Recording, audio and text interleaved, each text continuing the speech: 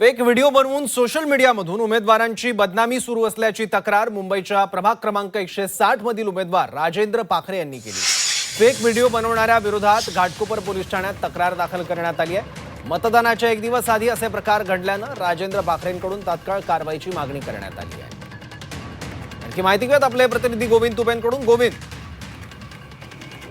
प्रभाग क्रमांक 160 मधून उद्धव ठाकरे गटाकडून राजेंद्र पाखरे निवडणुकीच्या रिंगणात आहेत आणि त्याचबरोबर मनसे आणि उभाटा यांच्या युतीचे हे उमेदवार असल्यामुळं राज ठाकरेंच्या मस्जिदीवरील भोंग्याच्या संदर्भातल्या काही भाषणांच्या क्लिप काढून त्याचबरोबर राजेंद्र पाखरे यांचे काही फोटो वापरून अशा पद्धतीनं फेक व्हिडिओ बनवून मुस्लिम एरियामध्ये व्हायरल केले जात असल्याचा आरोप जो आहे तो राजेंद्र पाखरे यांनी केलेला आहे आणि त्यामुळे कुठेतरी निवडणुकीला गालबोट लागू शकतं, मतदार प्रभावित होऊ शकतं। त्यामुळे अशा फेक व्हिडिओ बनवणाऱ्यांवर तात्काळ कारवाई करावी, अन्यथा या ठिकाणी या विरोधात निवडणूक आयोगाकडेही या सगळ्या गोष्टींची तक्रार करणार असल्याची माहिती राजेंद्र पाखरे यांनी दिलेली आहे।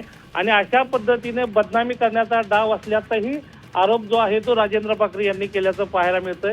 विशेष म्हणजे आज सकाळपासून हे सगळे जे व्हिडिओ आहेत ते व्हायरल केले जात आहेत आणि जेणेकरून मतदार त्या प्रभागातले म्हणजे 160 जो प्रभाग आहे त्या प्रभागातील मतदारांच्या याद्या घेऊन अशा पद्धतीचे व्हिडिओ व्हायरल केले जात असल्याचाही आरोप राजेंद्र पाखरे करतायत।